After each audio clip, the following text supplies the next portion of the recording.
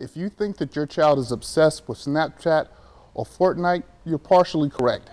But it may be the host of other sites and apps that your child may be using that you may want to keep an eye on. So this week, we're going to take a look at some of the sites and apps that your child may be using but you've never heard of. Yubo and Monkey top the list of apps that kids are using that both fly under the radar and sound harmless. Yubo is a rebranding of an app formerly known as Yellow and has been given the unofficial tagline of Tinder for teens. Much like the actual Tinder app, users swipe to meet and conversate with new people in private threads. Monkey is an app that randomly introduces kids to one another by pairing them up for short 15-second video chats. Now, if they want to continue, they can add time to prolong the chat. Think of it as a digital speed dating for teens. Other apps such as Detox and Amino both are community-based apps where users can coalesce around topics of interest. They have essentially become the chat room for teens and preteens. They boast everything from the ability to build your own community and find like-minded people to having the ability to send messages that do not leave a trail after being read.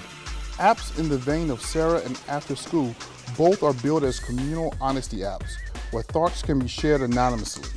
Unfortunately, it also has the potential to be a breeding ground for cyberbullying. It's at this point that many parents may feel as though they have no recourse short of taking their child's phone. But apps such as Bark are designed to offer parents an option to monitor and remain engaged in their child's online activities. Various social media applications, in addition to emails and texts, can be monitored via Bark. Now, the reality is that many kids have multiple accounts, the one that you're aware of and the ones that they share with their friends. To make matters worse, there are apps that can conceal videos, photos, and even other apps. So unless you know what you're looking for, you may not recognize the secret files. Now, there are a few things that parents can do to find the red flags that may warrant concern. You can look at the purchase history in the App Store or Google Play Store. This will show you what has been installed. You can also double tap the home button on iPhones to display the recently accessed apps.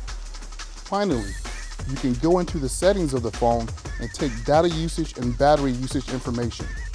Both of these should show you which programs are frequently used, and unlike some of the other options, the information here cannot easily be erased or manipulated.